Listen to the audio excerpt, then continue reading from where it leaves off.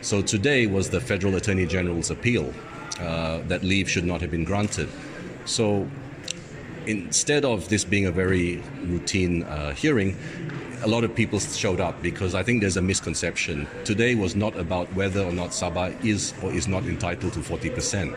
Today, the only question before the court is, does the Sabah Law Society have a right to sue the federal and state government over the 40% entitlement? Now, I acted for the state government of Sabah, and the position we took today is this. The Sabah government is actively reviewing with the federal government our 40% entitlement under Article 112C of the Federal Constitution. There is no need for the Sabah Law Society to take any judicial review because the Sabah government, in cooperation with the federal government, is already undertaking the review. Therefore, we see this court action as unnecessary.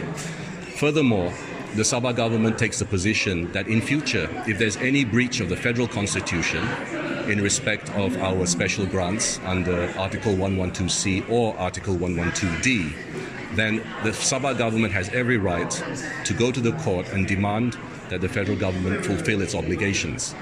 So, because this duty falls on the government of Sabah, and the government of Sabah represents the people of Sabah, by virtue of being the elected government, we see no reason for busybodies like Sabah Law Society to get involved. Okay. The Court of Appeal reserved its decision on the Federal Attorney General's Chamber's appeal against the leave granted to Sabah Law Society regarding Sabah's special grant. Court of Appeal Justices Datuk Ravinthran and Paramaguru, Datuk Muhammad Nazlan, Muhammad Ghazali and Datuk Dr. Choo Kah Sing adjourned their decision after hearing submissions from all parties. The AGC was appealing against the leave granted to SLS for judicial review against the federal government's failure to conduct a review of the 40% special grant due to Sabah under the Constitution. Daily Express had a chance to see the responses of some individuals and political leaders. But anyway, It's not today. it's not today. But at least we No, know. not yet. Maybe today. Maybe today, maybe We not. wait today or tomorrow. We leave it to the judge. But I can't make any comment as to the content of what is going to be. So anyway, what is important, we wait for the judgment to be done. I hope the sooner the better.